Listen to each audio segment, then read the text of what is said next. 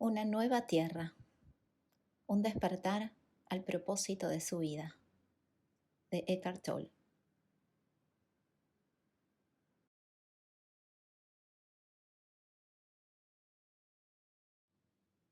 Capítulo 9.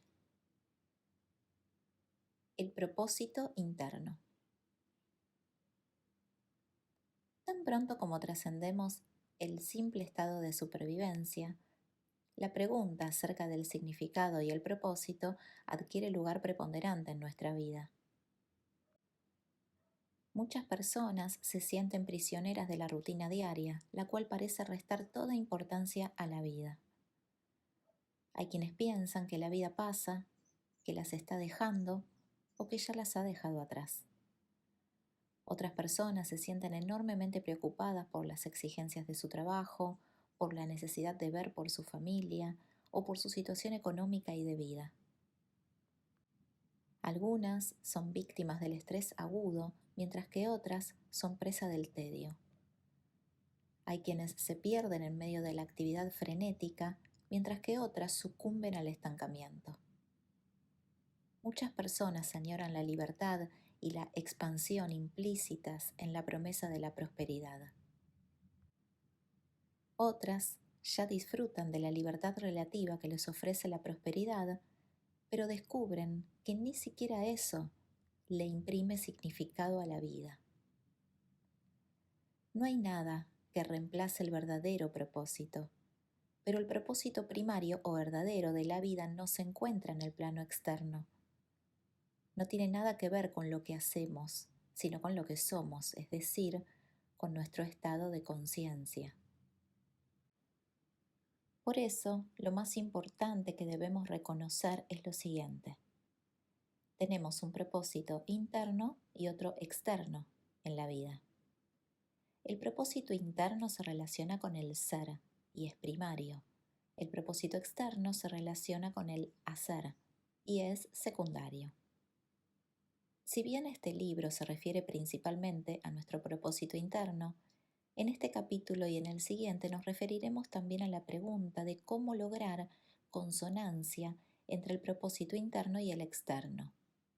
Sin embargo, los dos propósitos están tan íntimamente ligados que es casi imposible hablar del uno sin hacer referencia al otro. Nuestro propósito interno es el despertar. Es así de sencillo. Es un propósito que compartimos con todos los demás seres humanos de este planeta, porque es el propósito de la humanidad. Nuestro propósito interno es parte esencial del propósito del todo, del universo y de su inteligencia. Nuestro propósito externo puede variar con el tiempo y es muy diferente según la persona. La base para poder cumplir con nuestro propósito externo está en encontrar el propósito interno y vivir en consonancia con él. Es la base del éxito verdadero. Sin esa consonancia podemos lograr determinadas cosas a base de esfuerzo, lucha, dedicación o simplemente mucho trabajo y sagacidad. Pero ese esfuerzo no encierra dicha alguna y termina invariablemente por traducirse en alguna forma de sufrimiento.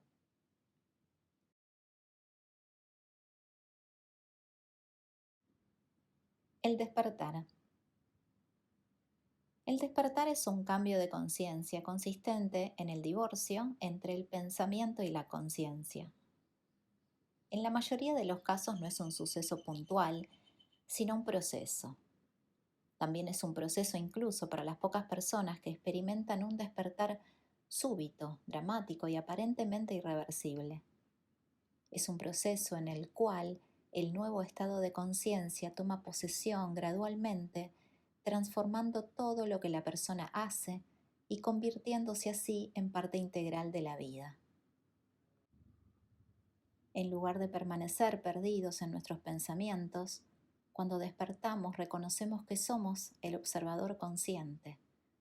Es entonces cuando el pensamiento deja de ser la actividad autónoma y egoísta que domina nuestra vida. La conciencia asume las riendas y el pensamiento, en lugar de tener el control de la vida, pasa a servir a la conciencia.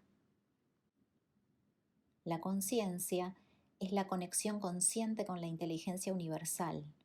Otra palabra para describirla es la presencia, la conciencia sin pensamiento.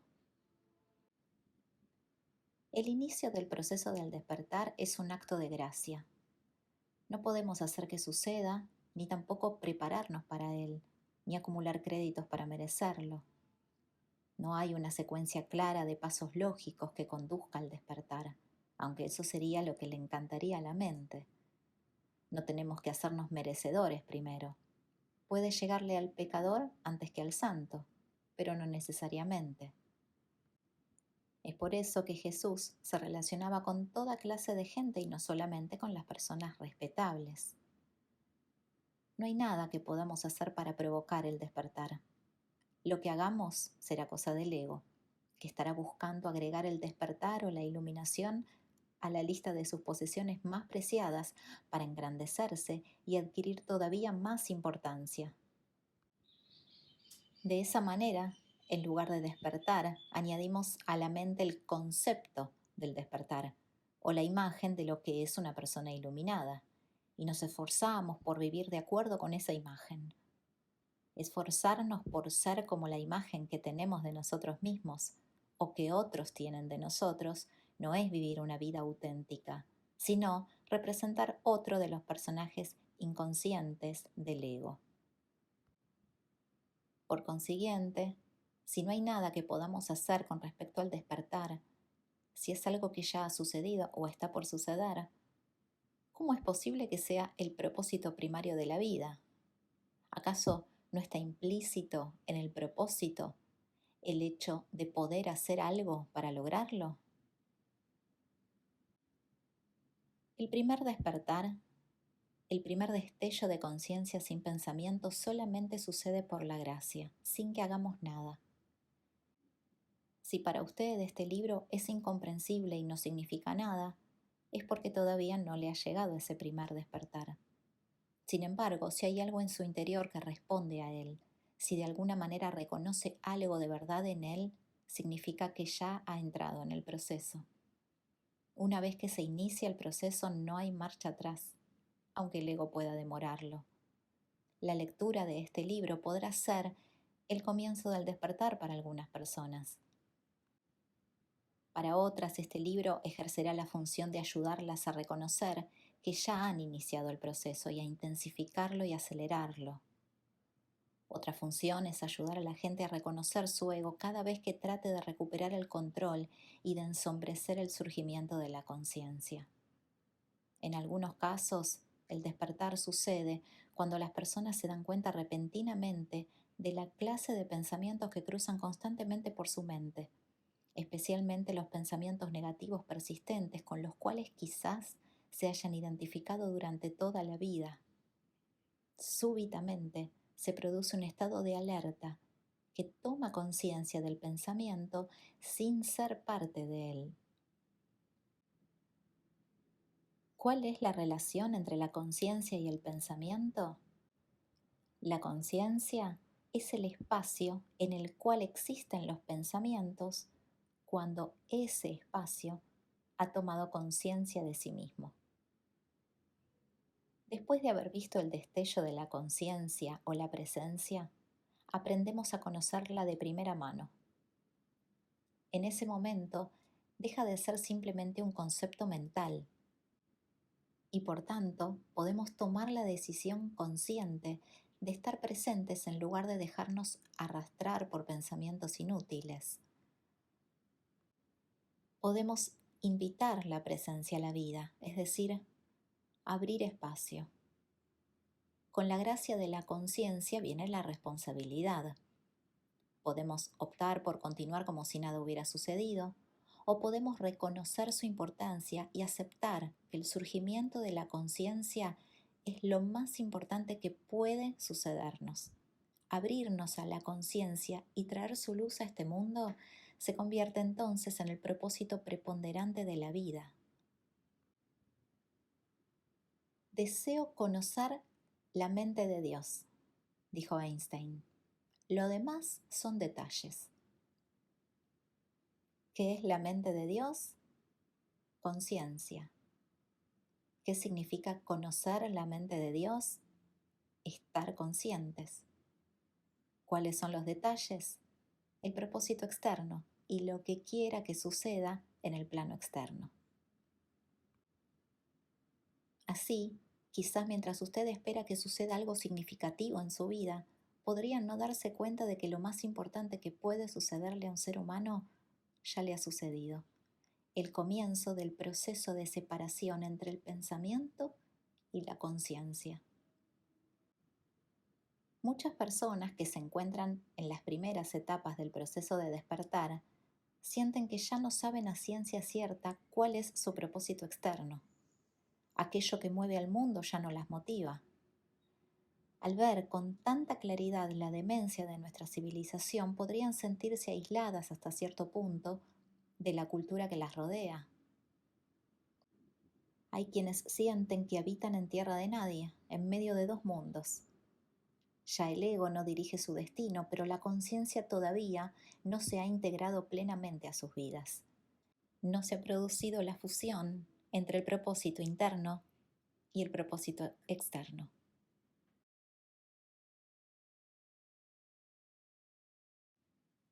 Un diálogo sobre el propósito interno. El diálogo que viene a continuación resume un sinnúmero de conversaciones que he sostenido con personas que estaban buscando su verdadero propósito en la vida. Decimos que algo es verdad cuando resuena con nuestro ser más profundo, cuando está en consonancia con nuestro propósito interno. Es por eso que en este diálogo dirijo primero la atención al propósito interno y primordial. Pregunta. No sé exactamente de qué se trata, pero cuando pienso en un cambio, siento que deseo expansión en mi vida. Deseo hacer algo que deje huella. Y sí, deseo también la prosperidad y la libertad que viene con ella. Deseo hacer algo importante, algo que deje una huella en el mundo. Pero si me pregunta qué es exactamente lo que deseo, tendría que decir que no lo sé. ¿Podría ayudarme a encontrar mi propósito en la vida? Respuesta. Su propósito es estar aquí, hablando conmigo, porque es aquí donde usted está y es esto lo que está haciendo. Hasta tanto se levante y comience a hacer otra cosa. Esa otra cosa se convertirá entonces en su propósito. Entonces, mi propósito es sentarme en mi oficina durante los próximos 30 años hasta jubilarme o hasta que me despidan. En este momento no está en su oficina, de manera que ese no es su propósito. Cuando esté en su oficina, haciendo lo que sea que haga, ese será su propósito. No durante los próximos 30 años, sino ahora. Creo que no nos estamos entendiendo. Para usted, el propósito es lo que hacemos ahora. Para mí significa tener una meta en la vida, algo grande e importante que imprima sentido a lo que hago, algo que deje huella. Despachar documentos en la oficina no lo es, eso lo sé. Mientras no tenga conciencia de ser, usted buscará significado solamente en la dimensión del hacer y del futuro, es decir, en la dimensión del tiempo. Y todo significado o toda realización que usted encuentre en esa dimensión se disolverá o demostrará no ser más que una ilusión. El tiempo terminará por destruirlo indefectiblemente. Todo significado que encontremos en ese plano es verdadero solamente en términos relativos y temporales.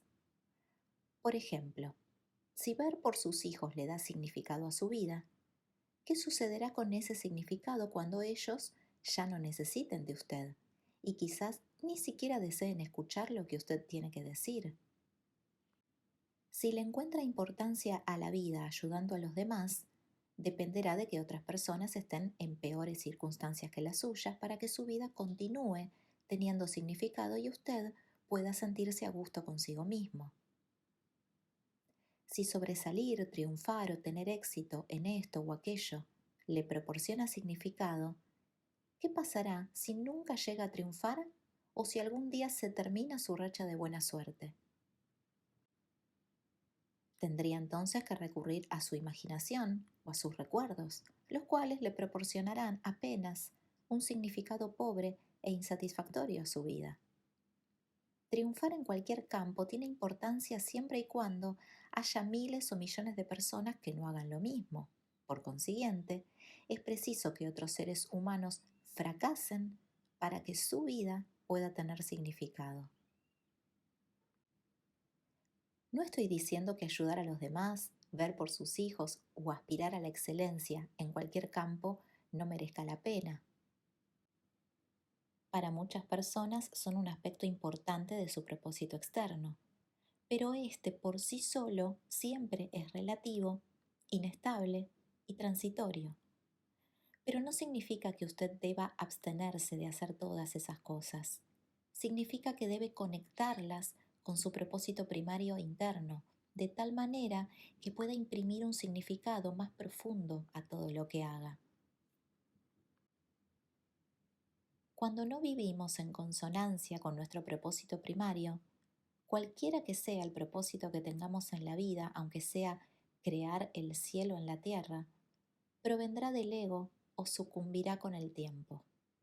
Tarde o temprano llevará al sufrimiento. Si usted desconoce su propósito interno, todo lo que haga, aunque parezca espiritual, llevará la marca del ego y por tanto acabará por corromperse. El dicho de que el camino al infierno está sembrado de buenas intenciones apunta a esa verdad. En otras palabras, no son las metas ni los actos los que son primordiales, sino el estado de conciencia del cual emanan.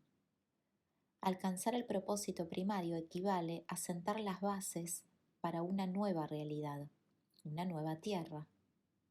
Una vez construidos esos cimientos, el propósito externo se carga de poder espiritual porque las metas y las intenciones se funden con el impulso evolutivo del universo. La separación entre el pensamiento y la conciencia, que es el centro del propósito primario, sucede cuando negamos el tiempo. Claro está que no nos referimos a la aplicación práctica del tiempo como concertar una cita o planear un viaje. No nos referimos al tiempo del reloj, sino al tiempo psicológico, es decir, el hábito afianzado de la mente de buscar la plenitud de la vida en el futuro, donde no es posible hallarla, y haciendo caso omiso de la única puerta de acceso a ella, el momento presente. Cuando consideramos que lo que somos o hacemos es el propósito principal de nuestra vida, negamos el tiempo. Esto proporciona un poder inconmensurable. Negar el tiempo en lo que hacemos también crea la conexión entre el propósito interno y el externo, entre el ser y el hacer. Cuando negamos el tiempo, negamos el ego. Todo lo que hagamos tendrá una calidad extraordinaria porque el hacer mismo se convierte en el centro de nuestra atención. Nuestro hacer se convierte entonces en el canal a través del cual penetra la conciencia en este mundo. Esto significa que hay calidad en lo que hacemos, hasta en las cosas más insignificantes como voltear las páginas del directorio telefónico o cruzar una habitación. El propósito principal de voltear las páginas es voltear las páginas. El propósito secundario es hallar un número telefónico. El propósito principal de cruzar la habitación es cruzar la habitación. El propósito secundario es tomar un libro que está del otro lado. Y tan pronto como se toma el libro, ese se convierte en el propósito principal. Quizás usted recuerde la paradoja del tiempo a la cual hicimos referencia anteriormente. Todo lo que hacemos consume tiempo y no obstante, siempre lo hacemos en el ahora. Entonces, si bien nuestro propósito interno es negar el tiempo, el propósito externo se relaciona necesariamente con el futuro y no podría existir sin el tiempo, pero siempre es secundario. Cada vez que sentimos angustia o tensión es porque otro propósito se ha adueñado de nosotros y hemos perdido de vista nuestro propósito interno. Hemos olvidado que lo primario es nuestro estado de conciencia y que todo lo demás es secundario.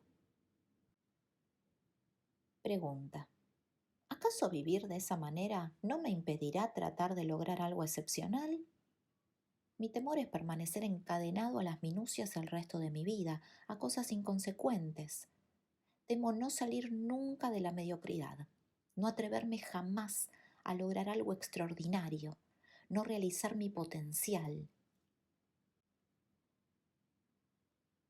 De las cosas pequeñas a las cuales honramos y proporcionamos cuidados, nacen las cosas grandes. La vida de todas las personas realmente está hecha de detalles. La grandeza es una abstracción mental y una fantasía del ego. La paradoja está en que la base de la grandeza está en honrar los detalles del presente en lugar de perseguir la idea de la grandeza. El momento presente siempre es pequeño en el sentido de que siempre es simple, pero en él se encarna el mayor de los poderes, como el átomo, que es una de las cosas más pequeñas, pero que encierra un poder enorme. Es solo cuando estamos en consonancia con el momento presente que logramos acceso a ese poder. Pero podría ser más atinado decir que ese poder tiene entonces acceso a nosotros y a través nuestro al mundo. Jesús se refirió a este poder cuando dijo: estas palabras no vienen de mí. El Padre que está en mí obra por mí. La ansiedad, la tensión y la negatividad nos aíslan de ese poder. La ilusión de estar separados del poder que dirige el universo se manifiesta nuevamente. Nos sentimos solos para luchar contra algo o para tratar de lograr alguna cosa u otra. Pero ¿cuál es el origen de la ansiedad, la tensión o la negatividad? El hecho de habernos apartado del momento presente. ¿Y a qué se debió eso? Al hecho de haber pensado que otra cosa era más importante. El haber olvidado nuestro propósito principal. Una pequeña equivocación, un error de percepción y el resultado es un mundo de sufrimiento. A través del momento presente tenemos acceso al poder de la vida misma, aquello a lo cual hemos denominado Dios.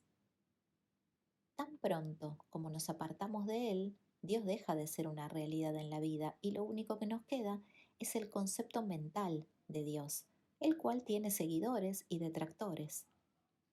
Hasta el hecho de creer en Dios es un mal sustituto de la realidad viviente de Dios que se manifiesta en cada momento de la vida.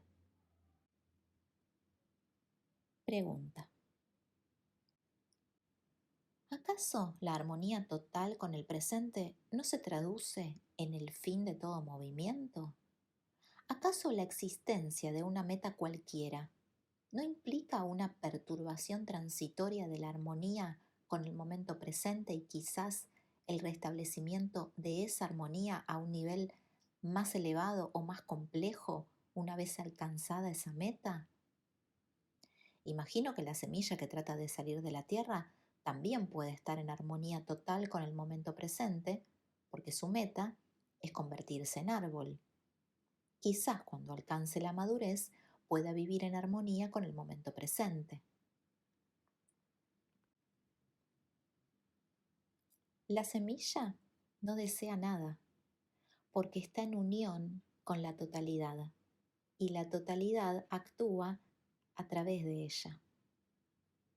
¿Por qué preocuparse por la ropa? Miren cómo crecen las flores del campo que no trabajan ni tejen, dijo Jesús. Y yo les aseguro que ni Salomón en el esplendor de su gloria se vistió como una de esas flores. Podríamos decir que la totalidad, es decir, la vida, no se considera separada de la vida y por tanto no desea nada para sí misma.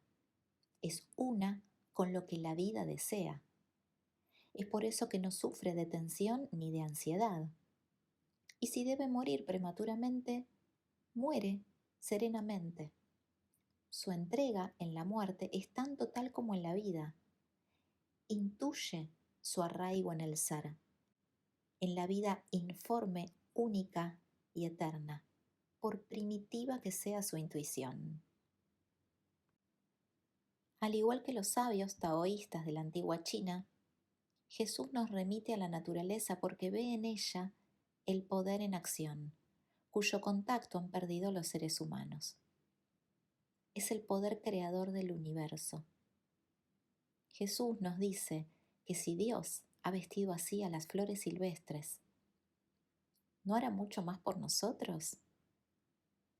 Eso quiere decir que aunque la naturaleza es una expresión maravillosa de la fuerza evolutiva del universo, cuando los seres humanos estamos en consonancia con la inteligencia de base, podremos expresar esa misma fuerza en un nivel más elevado y asombroso.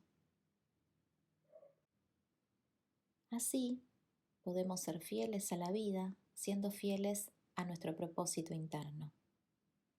A medida que logramos estar en el presente y plenamente conscientes de lo que hacemos, nuestros actos se cargan de poder espiritual.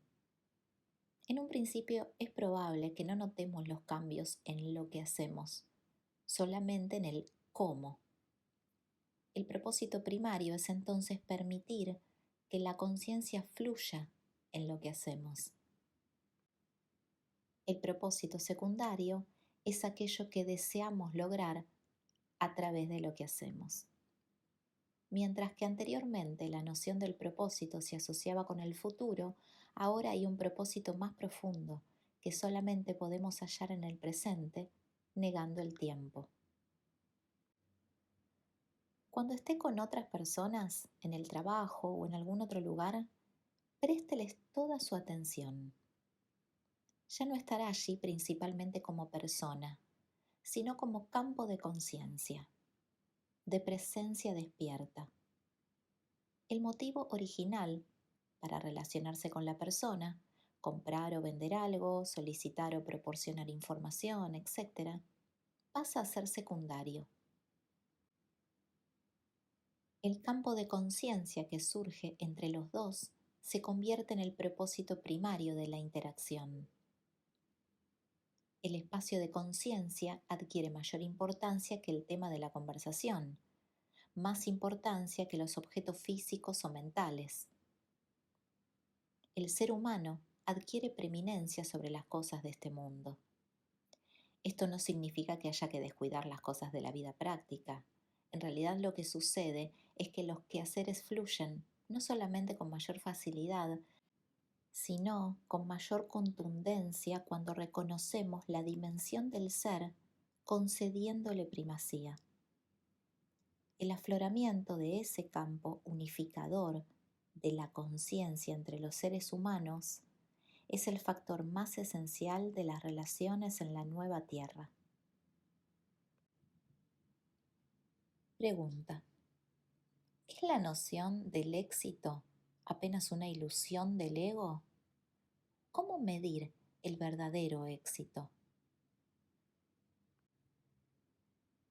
El mundo nos dice que el éxito consiste en conseguir aquello que nos proponemos. Nos dice que el éxito es triunfar, que lograr el reconocimiento y la prosperidad es un ingrediente esencial. Todo lo anterior no es otra cosa que un subproducto del éxito, pero no el éxito mismo. La noción convencional de este concepto se relaciona con los resultados de lo que hacemos. Hay quienes dicen que el éxito es producto de una mezcla de esfuerzo y suerte, o perseverancia y talento, o de estar en el sitio correcto en el momento justo. Si bien cualquiera de esas cosas pueden ser determinantes del éxito, no son su esencia. Lo que el mundo no nos dice, porque no lo sabe, es que no podemos alcanzar el éxito. Solamente podemos tenerlo. No podemos permitir que un mundo de mente nos diga que hay otro éxito, aparte de un buen momento presente. ¿Y eso qué quiere decir? Que hay un elemento de calidad en lo que hacemos, hasta en la actividad más insignificante. Calidad implica cuidado y atención, que vienen con la conciencia. Nuestra presencia es requisito para la calidad. Digamos que usted es empresario y al cabo de 2 años de luchas y esfuerzos, finalmente desarrolla un producto o servicio que se vende bien y produce utilidades. ¿Éxito? Sí, en términos convencionales. Pero la verdad es que fueron 2 años de contaminar el cuerpo y la tierra con energía negativa, de mortificar a las personas a su alrededor y de afectar a muchas otras personas a quienes nunca conoció. El supuesto consciente sobre el cual se apoyó todo el esfuerzo fue que el éxito es un suceso futuro y que el fin justifica los medios. Pero el fin y los medios son uno solo. Y si los medios no contribuyen a la felicidad del ser humano, tampoco lo hará el fin. El resultado, el cual es inseparable de las actuaciones que condujeron a él, ya está contaminado por esas actuaciones y por ende será fuente de más infelicidad. Ese es el karma que perpetúa la infelicidad. Como usted ya lo sabe, su propósito externo o secundario está en la dimensión del tiempo, mientras que su propósito principal es inseparable de la hora y por tanto exige negar el tiempo. ¿Cómo reconciliar ambas cosas? Reconociendo que todo el viaje de la vida consta, en últimas, del paso que se da en el momento presente. Lo único que hay siempre es este paso, de tal manera que es preciso prestarle toda la atención. Esto no significa que no deba saber hacia dónde se dirige, sino que el paso de este momento es lo primario, mientras que el destino es secundario. Y lo que encontramos al llegar a nuestro destino depende de la calidad de este paso. Otra forma de decirlo es la siguiente. Lo que el futuro nos depara depende de nuestro estado de conciencia en el momento presente. Éxito es cuando el hacer se impregna de la calidad atemporal del ser. A menos que el ser impregne lo que hacemos, a menos que estemos presentes, nos perderemos en cualquier cosa que hagamos. También nos perdemos en el pensamiento y en nuestras reacciones a lo que sucede externamente. Pregunta. ¿A qué se refiere exactamente cuando habla de que nos perdemos? La conciencia es la esencia de lo que somos. Cuando la conciencia, usted, se identifica completamente con el pensamiento y olvida su naturaleza esencial, se pierde en el pensamiento. Cuando se identifica con las formaciones mentales y emocionales como los deseos y los temores, los motores primordiales del ego, se pierde en esas formaciones. La conciencia también se pierde cuando se identifica con los actos y las reacciones frente a las cosas. Así, todos los pensamientos, los deseos o temores, los actos y las reacciones se infunden con una sensación equivocada del ser. y por tanto somos incapaces de sentir la dicha simple de ser y buscamos el placer y hasta el sufrimiento a manera de reemplazo. Es vivir olvidados del ser. En ese estado de olvido de lo que somos, los éxitos no son más que una ilusión pasajera. No tardamos en sentirnos infelices a pesar de los logros, o fijamos completamente nuestra atención en algún problema o dilema nuevo. Pregunta: ¿cómo pasar del reconocimiento de mi propósito interno a descubrir lo que debo hacer en el plano externo? El propósito externo varía enormemente de una persona a otra y nunca es duradero. Está sujeto al tiempo y termina cediendo su lugar a algún otro propósito. También varía significativamente la medida en que la dedicación al propósito interno de despertar modifica las circunstancias externas de nuestra vida. Algunas personas experimentan un rompimiento gradual o súbito con el pasado, su trabajo, su situación de vida, sus relaciones y todo lo demás sufre un cambio profundo. Ellas mismas podrían ser las iniciadoras de una parte del cambio, no a través de una serie de decisiones dolorosas, sino de un reconocimiento súbito de lo que deben hacer. La decisión les llega lista, por así decirlo. Llega mediada por la conciencia, no por el pensamiento. La persona se despierta un buen día con la certeza de lo que debe hacer. Algunas personas abandonan de la noche a la mañana un ambiente de trabajo o una situación de vida demencial.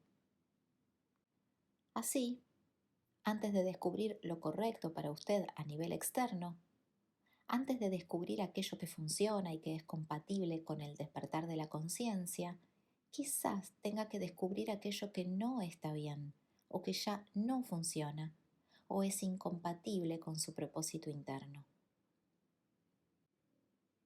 Es posible que lleguen otros tipos de cambio desde afuera. Un encuentro inesperado trae oportunidades nuevas y expansión para la vida. Se disuelve un obstáculo o un conflicto de vieja data. Sus amigos viven la misma clase de transformación interna o desaparecen de su vida. Algunas relaciones se disuelven, mientras que otras se profundizan. Podría perder su empleo o convertirse en agente de cambio positivo en su lugar de trabajo. Podría disolverse su matrimonio o los dos podrían alcanzar un nivel más hondo de intimidad.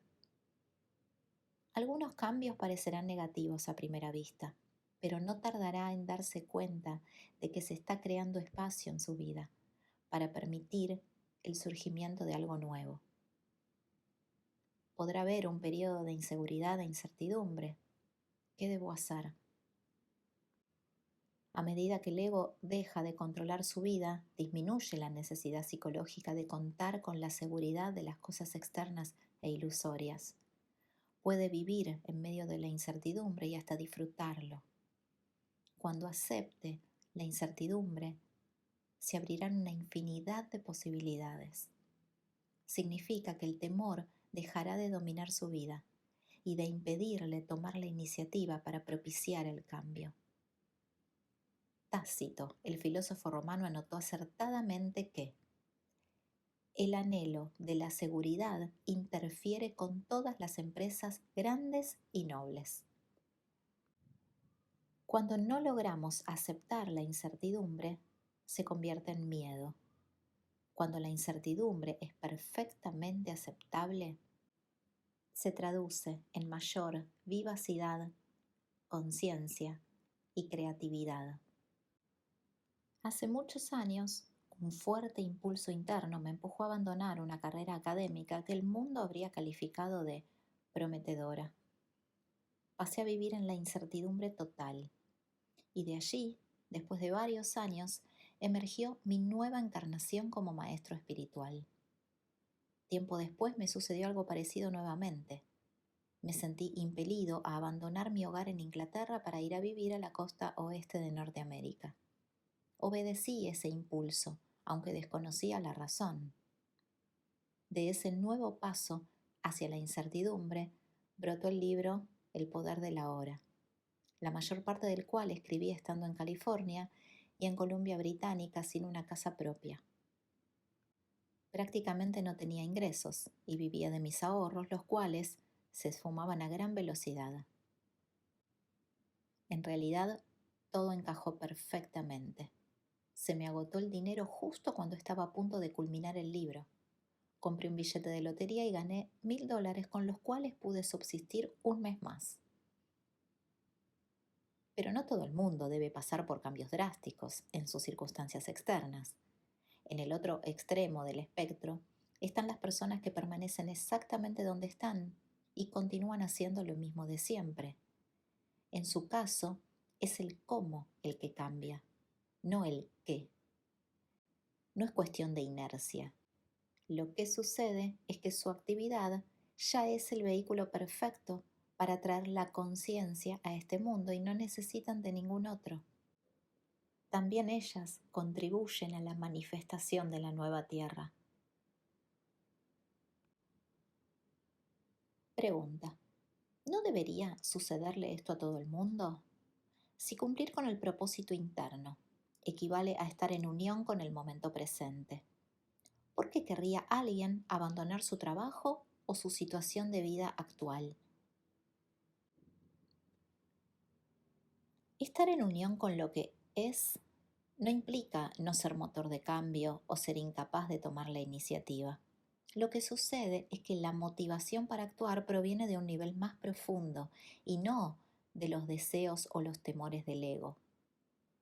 La consonancia interna con el momento presente abre la conciencia y nos pone en armonía con el todo, del cual el momento presente es parte integral. Entonces, el todo o la totalidad de la vida actúa a través de nosotros. Pregunta: ¿a qué se refiere cuando habla del todo? Por una parte, el todo comprende todo aquello que existe. Es el mundo o el cosmos. Pero todo aquello que existe, desde los microbios hasta los seres humanos y las galaxias, forma una red de procesos multidimensionales conectados y no es una serie de cosas o entidades independientes. Son dos las razones por las cuales no percibimos esta unidad y consideramos que todas las cosas son independientes. Una es la percepción, la cual reduce la realidad a lo que nos es accesible a través de nuestros pocos sentidos, lo que vemos, oímos, olemos, saboreamos y palpamos. Pero cuando percibimos sin interpretar ni adjuntar rótulos mentales, es decir, sin agregar pensamiento a nuestras percepciones, podemos sentir una conexión más profunda detrás de nuestra percepción de la separación. La otra razón más seria por la cual vivimos en la ilusión de la separación es el pensamiento compulsivo. Es cuando permanecemos atrapados en el torrente incesante de pensamientos compulsivos que el universo realmente se aparta de nosotros y perdemos la capacidad de sentir la conexión entre todo lo que existe. El pensamiento fragmenta la realidad en pedazos inertes. Esa visión de la realidad da paso a unas actuaciones supremamente destructivas y carentes de inteligencia. Sin embargo, más allá de la interconexión entre todo lo que existe, hay un nivel más profundo. En ese nivel del todo, todas las cosas son una. Es la fuente, la única vida inmanifiesta. Es la inteligencia eterna que se manifiesta a través del desenvolvimiento del universo en el tiempo. El todo está hecho de existencia y ser, lo manifiesto y lo inmanifiesto, el mundo y Dios. Así, Cuando entramos en armonía con el todo, nos convertimos en una parte consciente de la red del todo y de su propósito, el surgimiento de la conciencia en el mundo. El resultado es que comienzan a ocurrir con frecuencia las casualidades propicias, los encuentros fortuitos, las coincidencias y los sucesos sincronizados. Carl Jung describió la sincronicidad como un principio unificador acausal. Esto significa que no hay una conexión causal entre los sucesos sincronizados en el plano superficial de nuestra realidad. Es una manifestación externa de una inteligencia subyacente al mundo de las apariencias y una conexión más profunda, incomprensible para la mente. Pero podemos ser partícipes conscientes del desenvolvimiento de esa inteligencia, del florecimiento de la conciencia. La naturaleza existe en estado de unicidad inconsciente con el todo. Es, por ejemplo, la razón por la cual prácticamente ningún animal salvaje pereció en el desastre del tsunami del año 2004. Al estar en contacto más estrecho con la totalidad que los seres humanos, pudieron presentir la llegada del tsunami mucho antes de que se lo pudiera ver u oír, de manera que tuvieron tiempo para refugiarse en terrenos elevados. Quizás hasta esta afirmación sea producto de nuestro punto de vista humano. Quizás sencillamente avanzaron hacia las zonas más altas sin ninguna motivación deliberada. Hacer esto o aquello es parte de la forma como la mente fragmenta la realidad, mientras que la naturaleza sencillamente vive en unicidad inconsciente con el todo. Nuestro propósito y destino es traer a este mundo una nueva dimensión, permaneciendo en unicidad consciente con la totalidad y en armonía consciente con la inteligencia universal. Pregunta: ¿puede el todo utilizar a la mente humana para crear cosas o para producir situaciones que estén en armonía con su propósito? Sí. Cada vez que hay inspiración, palabra que significa en espíritu, y cada vez que hay entusiasmo, palabra que significa en Dios, se desata un poder creador que va mucho más allá de lo que una simple persona puede hacer.